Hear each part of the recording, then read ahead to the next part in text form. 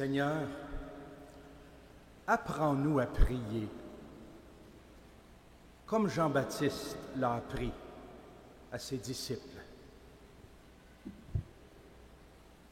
Arrivé au terme de cette neuvaine, ce pèlerinage de 9 jours, voici que la parole de Dieu en ce dimanche nous présente une piste fort intéressante pour alimenter notre vie et nous aider à poursuivre la route. Nous venons ici, à Sainte-Anne. C'est une halte sur le chemin, une oasis où nous venons puiser à la source d'eau vive qu'est la parole de Dieu, pour nous nourrir de la prière, de la fraternité, du pardon, de l'Eucharistie. Mais nous repartons par la suite pour poursuivre la route. La vie continue. Une fois la neuvaine et la grande fête de Sainte-Anne passées, c'est le retour à la vie ordinaire. Le temps ordinaire.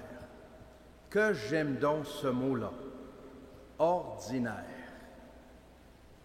Vous savez, il y a, dépendant des années, 33 ou 34 dimanches du temps ordinaire dans l'année liturgique, sur 52. 33 ou 34, on les appelle ordinaires. C'est merveilleux. C'est heureux qu'il en soit ainsi. Parce que dans la réalité de notre vie, ce n'est pas toujours fête, ce n'est pas toujours solennité. Dans la vie de tous les jours, ce n'est pas toujours Noël et il n'y a pas du sucre à la crème à tous les jours. La plupart de nos jours, de nos semaines, se vit dans l'ordinaire. Mais la bonne nouvelle, c'est que Dieu est présent, il est fidèle dans l'ordinaire de la vie. N'est-ce pas extraordinaire de savoir ça? La nourriture que nous offre la parole de Dieu aujourd'hui est si riche qu'elle nous donne le nécessaire pour repartir après ce pèlerinage, après cette neuvaine, après cette fête, et vivre notre vie ordinaire et de continuer de vivre et de marcher en présence de Dieu.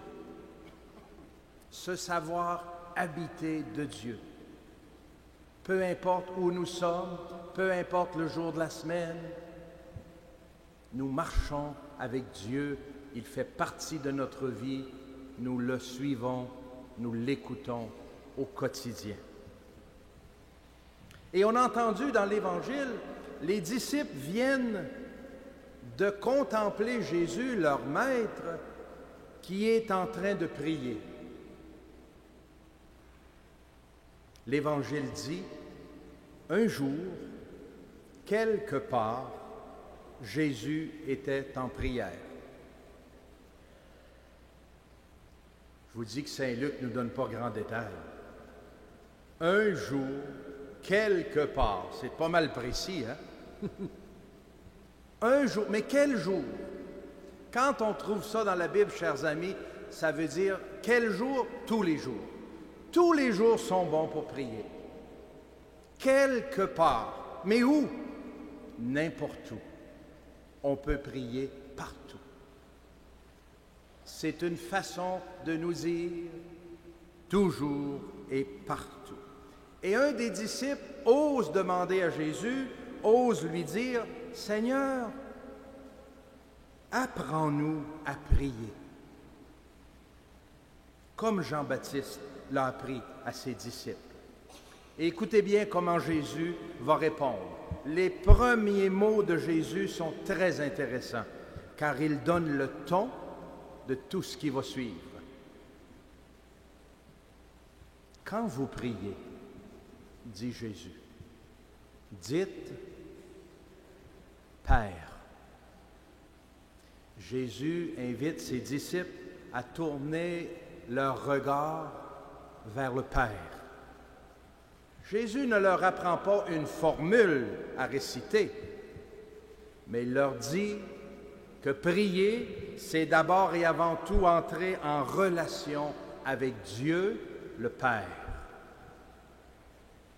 Quand on dit Père à quelqu'un, ça nous place où?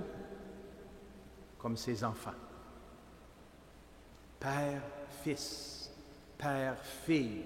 Déjà, Jésus en a dit beaucoup en disant cela. Il dit que la prière sera une relation, une intimité. Et il y a là, chers amis, un des très beaux aspects de la vie chrétienne, de notre foi.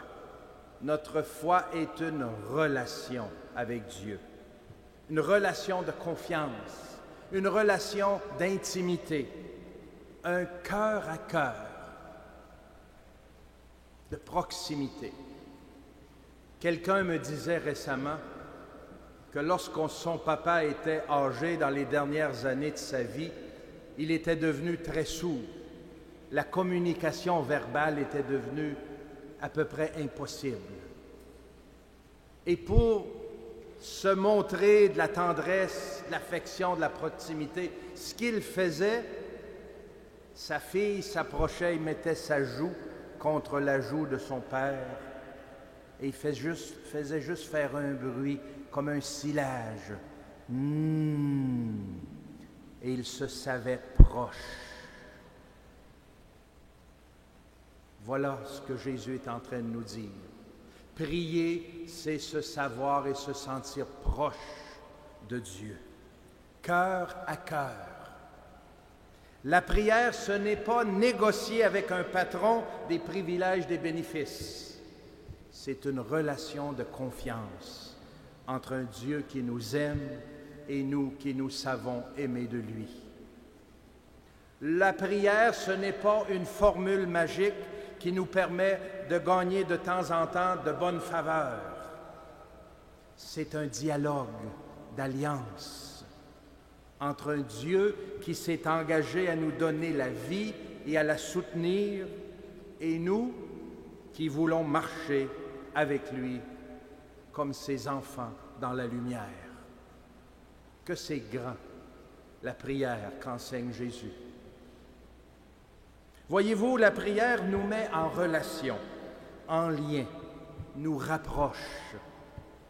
Prier, c'est essentiellement se mettre en présence de Dieu, lui parler, mais aussi l'écouter.